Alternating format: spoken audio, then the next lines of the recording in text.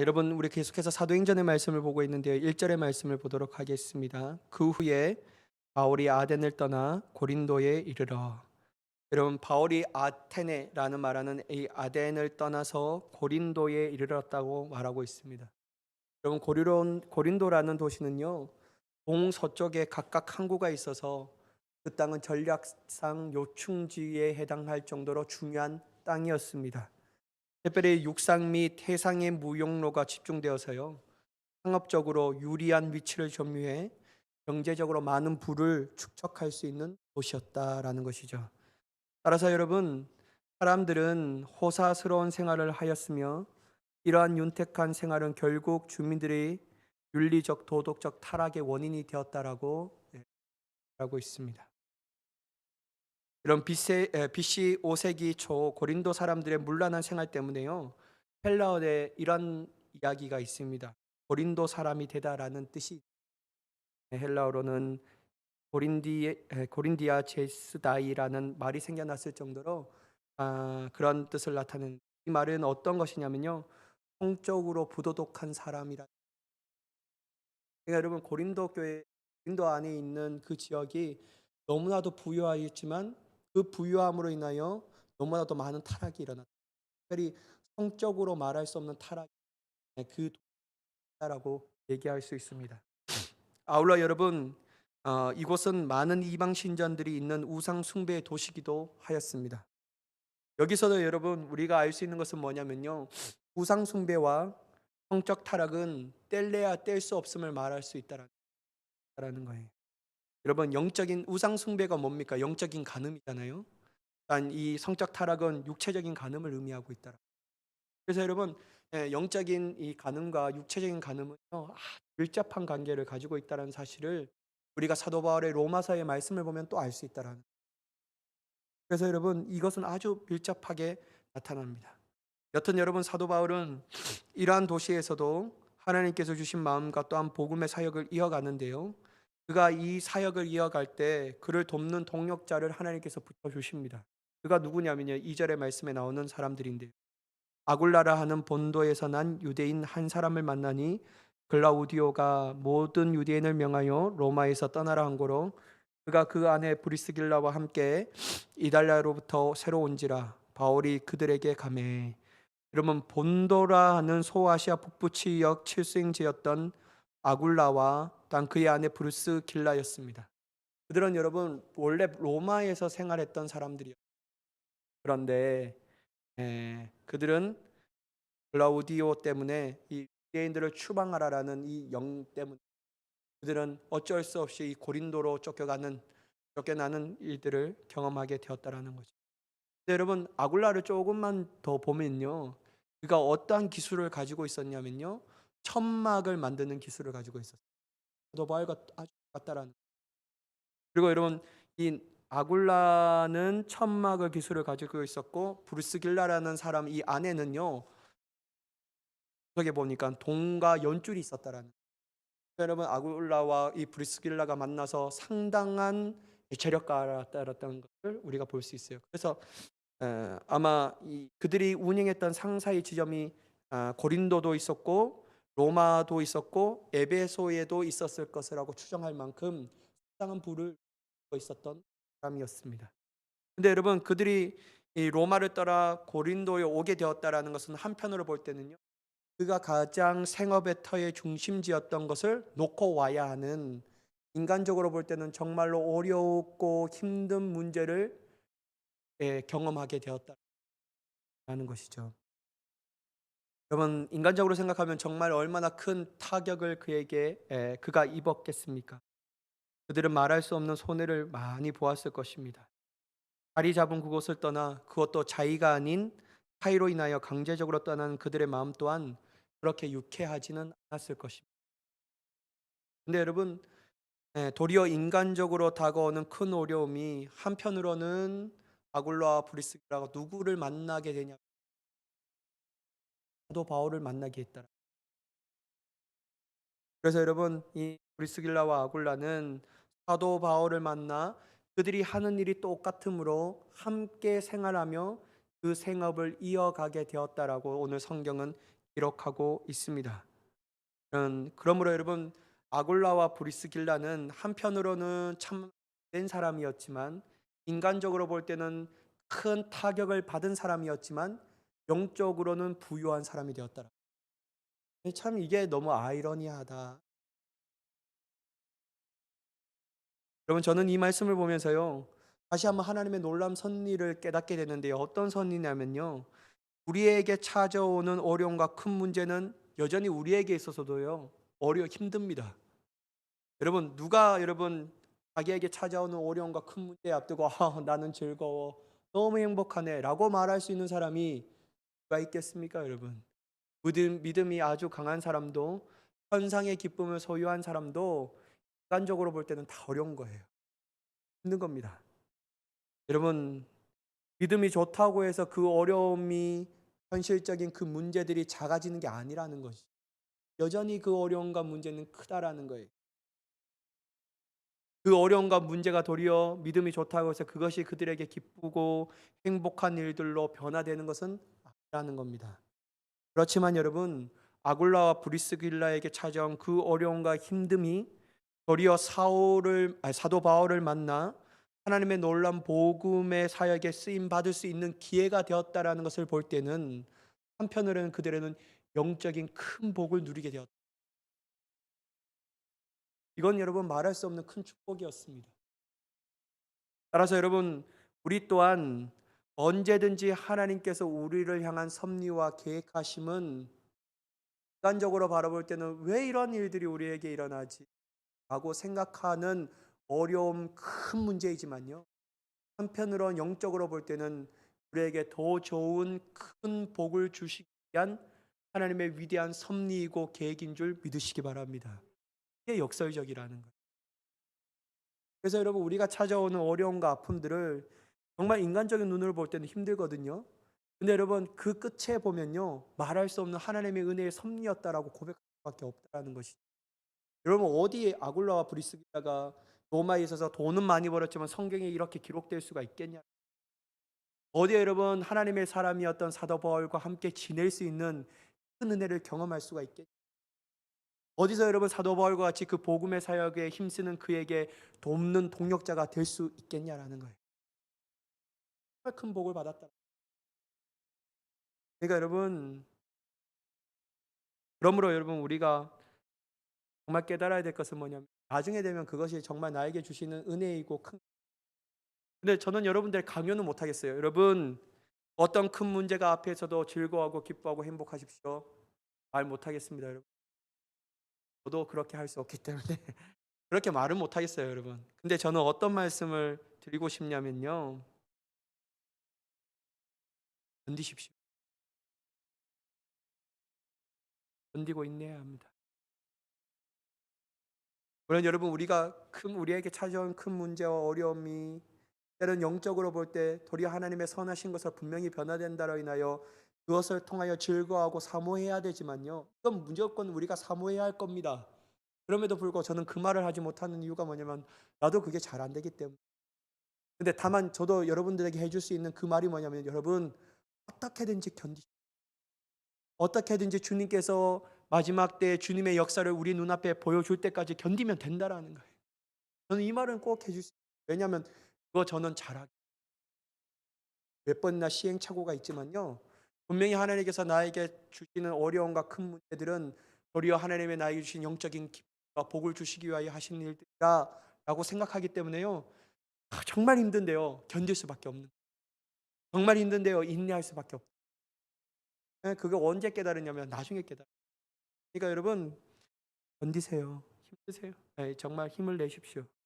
어려움이 찾아왔지만 여전히 그것이 나의 마음을 힘들게 하는 문제지만, 그럼에도 불구하고 하나님의 섭리가, 그것도 나를 향한 위대한 하나님의 섭리가 그곳 가운데 있다는 사실을 깨닫고 참고 견디고 인내하면 반드시 하나님의 위대한 복을 누리는 그 순간이 우리에게 오는 줄 믿습니다.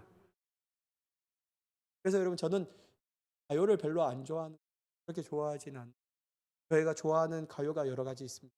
뭐냐면 산호라면, 이 찬양이란다. 산호라면 그가 있냐면요, 그대 걱정하지 말아요. 이게 부르면 좀 마음의 위로를 얻는 것 같아요. 물론 찬양을 더 많이 부르지만요. 선호라면 언젠가는 막 이런 이런 가사가 있잖아요. 근데 여러분 그건 세상 사람들이 부르는 정말 기대가 없는 희망이지만 우리는 기대가 있잖아요.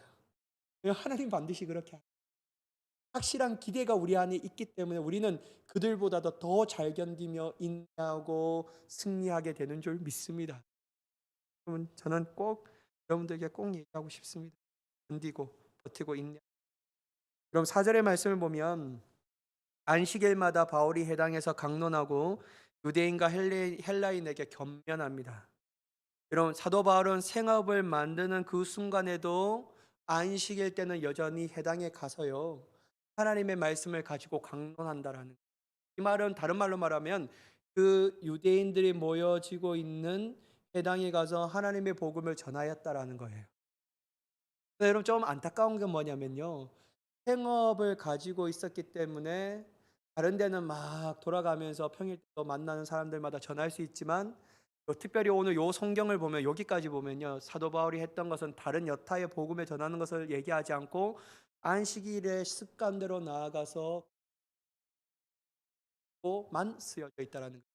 그러니까 생업을 하기 때문에 이 한계가 있었다라는 사실을 얘기하고 있다라는 것이죠. 근데 여러분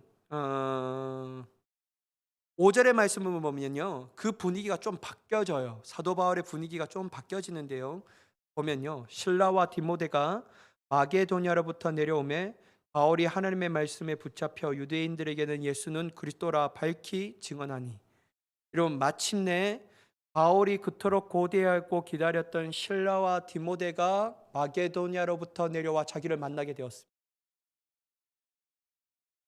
디모데는 어떤 것을 사도 바울에게 얘기하냐면요, 데살로니가 교회의 신자들의 상황과 형편에 대해서 얘기하는데 특별히 그에게 기쁜 소식을 알려준 게 뭐냐면 데살로니가 교인들이 수많은 환난 가운데서도 기쁨으로 이겨냈다라는 소식을 사도 바울에게 기쁘게 전합니다.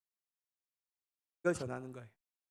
근데 여러분 좋은 소식 있는 반면에 나쁜 소식도 사도 바울에게 전하는데 그게 뭐냐면요, 이 데살로니가 교인들은 긍정적인 일들도 있었지만 나쁜 점이 있었는 게 뭐냐면 그리스도의 재림과 관련하여 약간의 혼란이 생겼다라는.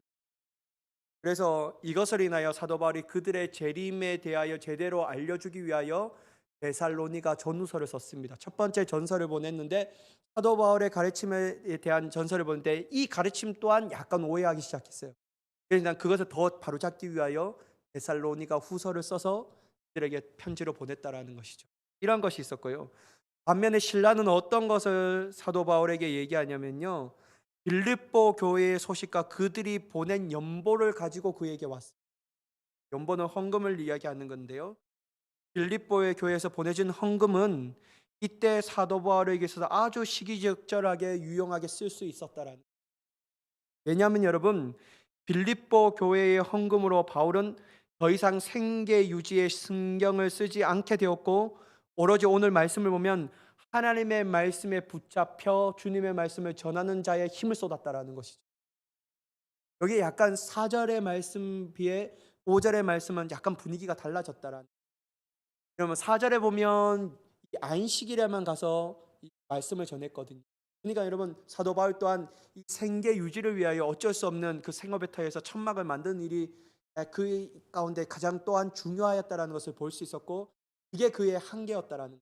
그때 이 신라가 내려옴을 통해서 그들이 빌립보에서 가져왔던 헌금을 가지고 사도 바울이 이제는 이 텐트 만드는 일에 생계를 위하여 자기의 힘을 쏟는 것이 아니라 그가 예전에 했던 것처럼 복음을 가지고 만나는 사람들에게 가르치는 데에 힘썼다라는 거예요. 그게 오늘 성경의 표현을 뭐라고 했냐면요, 5절에 보면 바울이 하나님의 말씀에 붙잡혀라는 단어를 사용했습니다.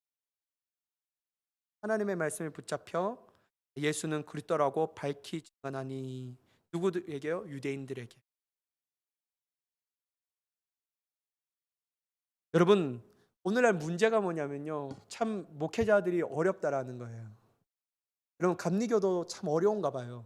왜냐하면 감리교가 한 번도 그런 적이 없었는데 교회를 하나의 이렇게 교회가 있잖아. 미국에 있는 교회들 한인들을 어떻게 하냐면 교회를 살 수도 없고 지울 수가 없기 때문에 그런 이게 돈이 많이 들기 때문에 현지 로컬 처치를 빌리잖아요. 시간대별로 빌려서 예배를. 우리 감리교에서는 이걸 인정하지 않았어요.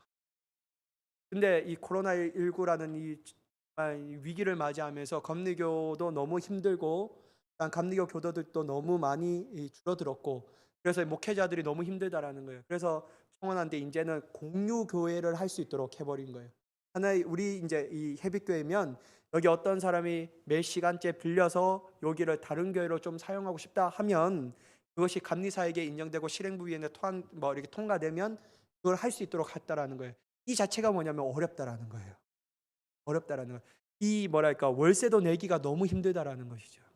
근데 여러분 그것뿐만 아니라 교인들도 줄어들고 이 코로나19 바이러스로 인해서 가장 큰 타격을 받은 사람이 목회자들이잖아요. 그러면 생계 유지를 할 수 없어요. 그래서 요즘에 이렇게 CGN TV에도 어떤 게 나오면요, 이제 세상에 나아가서 생계를 위하여 열심히 일하는 목회자, 단 교회 안에 와서 주일날은 하나님의 말씀을 전하는 목회자를 보면 한편으로는 저는 그걸 볼 때마다 대단하다. 어떻게 저렇게 할 수 있지? 막 이런 일들이 많이 생겨. 여러분 그분들도 그렇게 하고 싶겠어요. 물론 성도들의 깊은 삶의 자리에 생업의 터에 가면 그 성도들의 아픔과 마음의 애환을 더 잘 느낀다라고 말하는데 저도 그게 너무나도 대단하다라고 생각합니다. 그보다는 그들이 더 그런 목사님들이 더 많이 느끼게 하지만 그들이 생업의 터를 밖에 나가서 가지는 게 잘못되었는가? 저는 잘못되었다라고 생각하지는 않습니다. 왜냐하면 생계가 달려 있잖아요. 그도 어연히 한 가정의 가장이잖아요. 자기만 살면 그렇게 하지 않아도 되는. 가게에 처도 있고 자녀가 있으니까 어떻게든지 생계 유지를 하기 위해서 그렇게 할 수밖에 없다. 여러분 그걸 비난해서는 안 됩니다. 그들은 그들이 할 수 있는 최선이라는 거예요.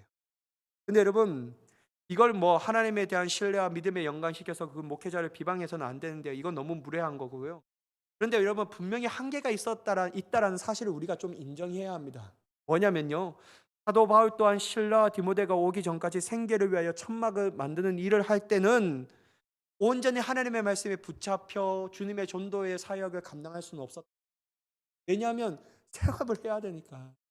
그러니까 이 안식일에만 들어가서 하나님의 말씀을 전하는 일들밖에 하려 할 수 없었는데, 이 연보를 받고 난 후에 그는 이제는 만나는 사람들마다 특별히 유대인들에게 하나님의 말씀에 붙잡혀서 그 말씀을 전하게 되었다라는 것이죠.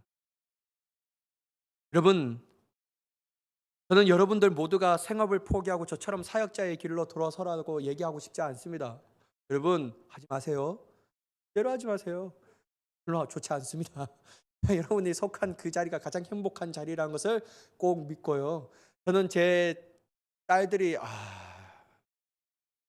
제발 저처럼 이렇게 목회자의 길을 안 갔으면 좋겠다라는 마음이 듭니다. 물론 지금도 이렇게 막 예전에 저는 은총이가 저한테 예전에 진짜 한 5살인가 4살 때 아빠 저는 아프리카 선교사가 되고 싶어 그래서 저는 다시는 그런 말을 내 앞에서 하지 말라고 제가 얘기해서 다시는 그런 말을 하지 마라.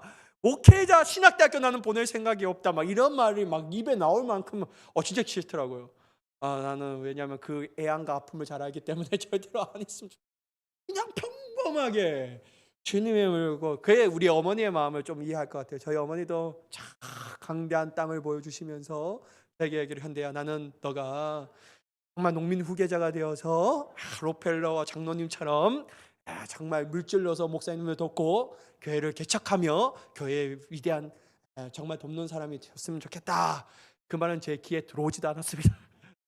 근데 한편으로는 좀 후회가 되긴 하지만요. 그럼에도 불구하고 제 마음가운데 어떤 생각이 드냐면 여전히 주님이 하는 일이 주님의 거룩한 일이 나에게 맡겨진 그 성역이라는 것을 거룩한 일이 나에게 맡겨졌다라는 자체가 얼마나 하나님께서 나에게 큰 복을 주셨는지 도리어 감사할 수밖에 없는데 여러분들은 하지 마세요. 절대로 여러분들은 진짜 하지 마세요. 여러분 자녀들을 그렇게 하겠다라고 말하는 사람도 있다면 한 40일 아니고 한 일주일은 금식하면서 한번 너가 한번 생각해보라 라고 얘기를 해야 합니다.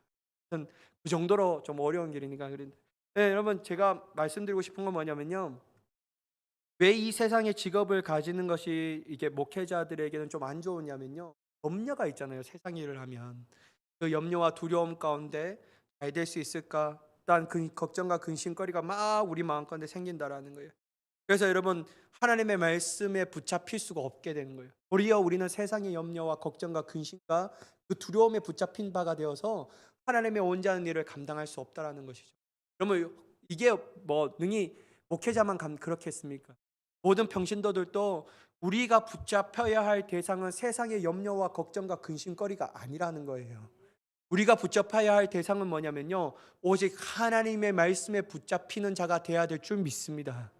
그때 여러분 우리가 하나님의 말씀에 붙잡힌다면요, 세상의 염려와 걱정거리는 부차적인 문제고요, 오직 내 안에서 붙잡으신 그 하나님의 말씀을 인하여 그 말씀에 순종하는 길이 복되고, 그 말씀에 순종하는 길이 하나님께로부터 큰 복을 받는 길이며, 하나님께 순종하는 그 길이 하나님의 놀라운 은혜를 받는다라는 사실을 깨달음을 통하여 말할 수 없는 기쁨으로 그 모든 것을 이겨내는 사람이 되는 줄 믿습니다. 그러니까 여러분 우리가 붙잡혀야 할 대상은 하나님의 말씀이라는, 날마다 부정적인 것, 감정에 갇혀 날마다 한숨 짓는 인생이 되는 것이 아니라 오직 하나님의 말씀에 붙잡힌 바 되어 예수 그리스도의 복음에 붙잡힌 바 되어 만나는 사람들마다 생명의 복음을 전할 수 있는 저와 여러분이 되기를 간절히 축복합니다. 여러분 우리가 말씀에 붙잡힌 바 되면요, 세상의 염려와 걱정과 근심이 우리의 주된 관심사가 아닙니다. 우리의 그러한 것에 우리의 감정을 내어주지 않습니다. 오직 우리의 관심사는요, 하나님의 나라와 의입니다. 어떻게 하면 하나님의 나라와 의를 더 나는 어떻게 그 거룩한 일에 내가 쓰임 받을, 이런 것에 기대와 설렘이 있으니까요, 세상이 줄 수도 없고 알 수도 없는 그 기쁨이, 그 평강과 평안이 우리 마음을 사로잡게 된다. 여러분 6절의 말씀을 보면 그들이 대적하여 비방하거늘 바울이 옷을 털면서 이르되 너희 피가 너희 머리로 돌아갈 것이요 나는 깨끗하니라. 이후에는 이방인에게로 가리라 하고. 여러분 바울이 하나님의 말씀에 붙잡혀 열심히 복음을 전하였습니다. 하지만 그럼에도 불구하고 유대인들은 복음을 전하는 바울을 대적합니다. 여러분 여기서 대적하다라는 단어를 헬라어 원어로 보면요, 유대인들이 바울의 반대 입장에서 전열을 가듬어 계획적으로 대적하며 나아갔다라고 얘기할 수 있다라는 것이죠. 그러니까 여러분 응기응변으로 대적하는 것이 아니라 너 사도 바울을 어떻게 내가 막을 수 있을까? 서로 머리를 짜면서 계획을 세우면서 대적했음을 알 수 있다라는 거예요.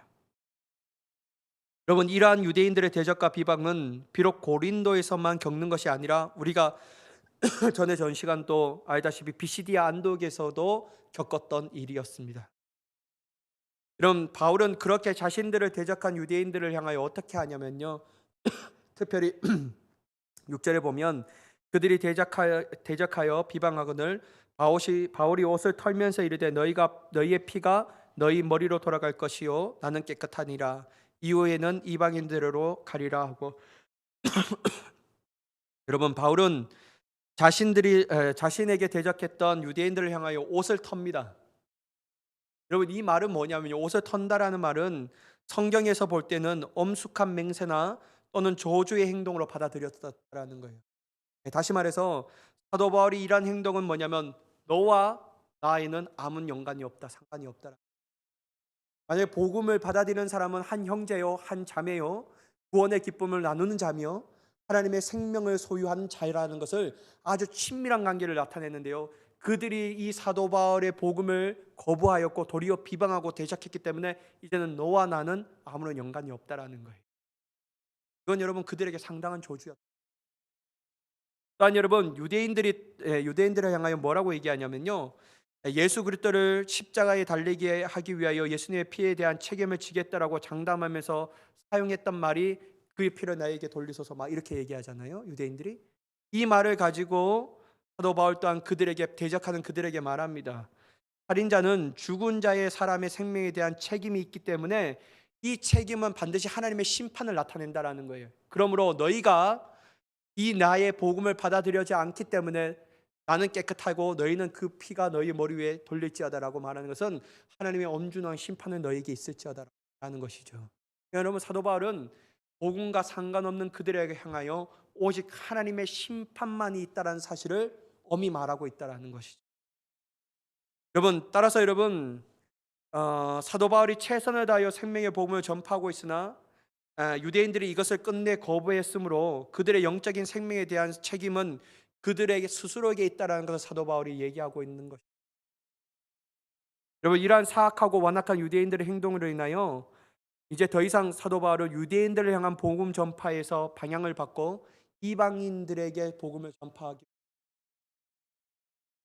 물론 여기까지 보면요, 사도 바울의 마음은 실망이 이루 말할 수 없다라는 거예요. 이제는 열심히 하고 열심히 가르쳤는데 정말 사람들이 막 계획을 가지고 자기를 막 비방하니까 힘들다라는 것이. 그리고 여러분, 주위의 사람들도 사도 바울이 실패한 것처럼 보일 수 있었다라는 겁니다. 근데 여러분, 하나님께서는요, 실패한 것처럼 보이는 그 상황 가운데서도 아름다운 역사를 만들어 가신다라는. 그럼 7절과 8절의 말씀 보면, 거기서 옮겨 하나님을 경외하는 디도 유스도라 하는 사람의 집에 들어가니 그 집은 해당 옆이라.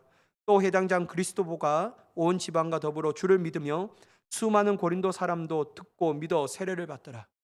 여러분, 해당 옆에 있던 유스도의 집에 들어가 하나님께서 열매 맺게 하신 놀라운 역사를 바라보게 하시는데, 첫 번째 역사가 뭐냐면요, 해당장 그리스도보가 회심하였다라는 거예요. 여러분, 이거는 개벽 천지에 할 일입니다.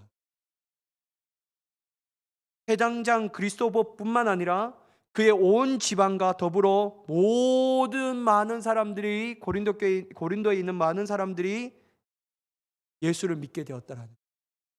특별히 여러분, 해당장 그리스도보가 그리스도를 믿게 되었다는 것은 뭐냐면 고린도의 유대인 사이에 파문이 일어날 정도의 놀라운 일이었다라는 거예요. 그러나 여러분, 실패한 것처럼 보이지만 하나님의 역사는 위대하다라는. 어째 여러분, 이 역사를 인간이 상상이나 할 수가 있겠습니까? 그리스도보가 회심한다고? 되지 않는 말이.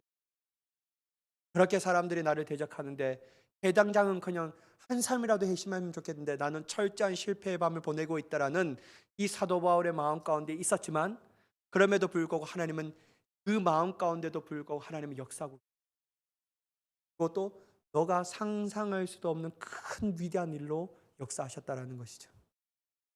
그러므로 여러분, 우리가 마음을 가져야 할 것은 내가 실패했다라고 생각하는 것, 또한 사람들이 다 나의 상황 가운데를 바라보고 너는 실패했다라고 그들이 우리를 향하여 조롱하고 비난할지라도 그건 절대 실패한 것이 아니에요. 하나님은 그럼에도 아름다운 역사를 이뤄 가시니까, 우리가 상상할 수 없을 정도의 위대한 역사를 이뤄. 그러므로 우리는 하나님의 역사하신다라는 것을 믿고 신뢰하며 나아가는 자가 되어야 될 줄 믿습니다. 그 가운데 서야 하는 거예요.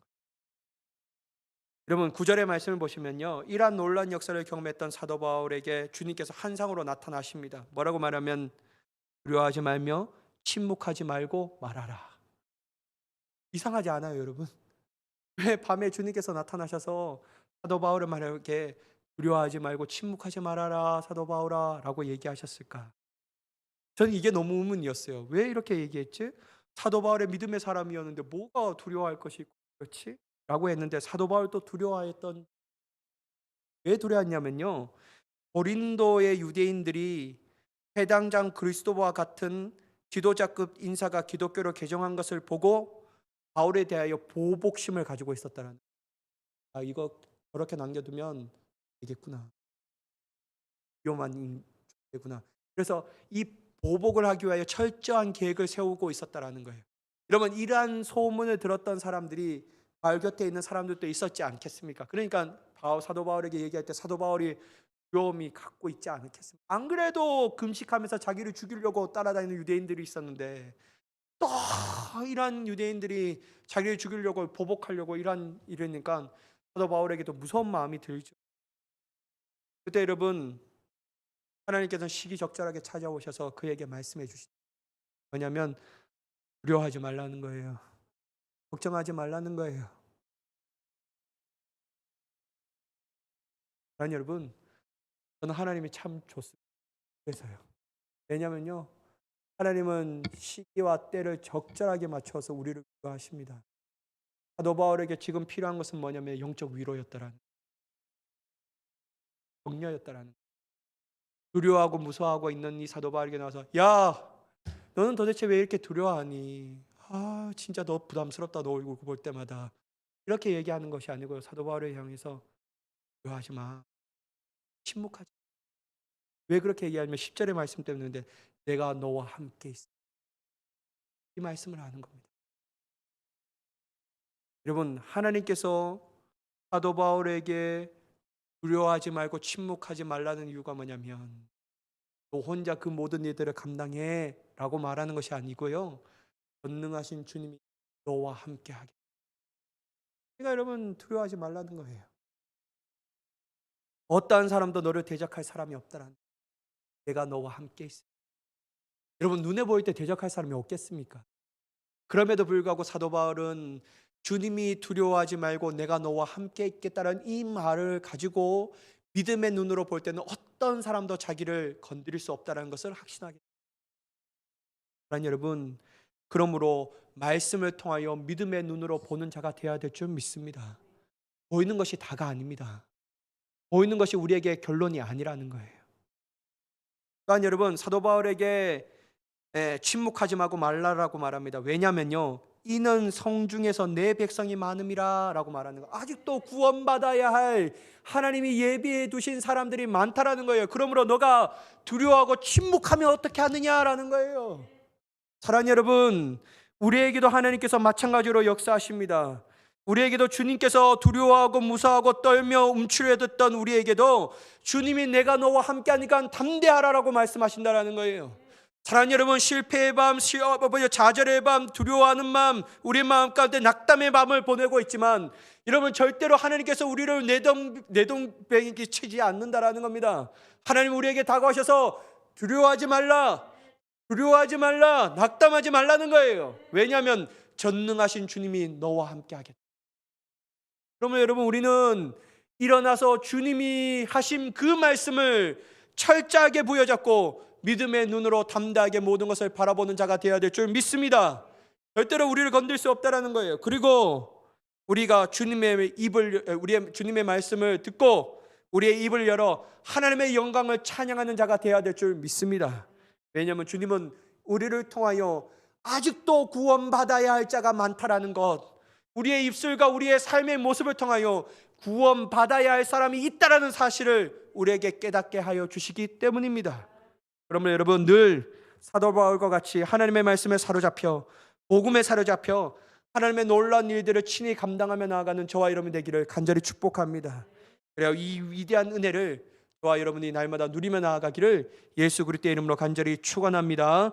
기도하겠습니다. 사랑의 하나님, 우리가 다른 것에 사로잡히는 것이 아니라 오직 하나님의 말씀에 사로잡히는 자가 되게 하여 주시옵소서. 오직 지존하시고 위대하신 하나님께서 우리의 하나님이시라는 것을 깨달아 다른 세상의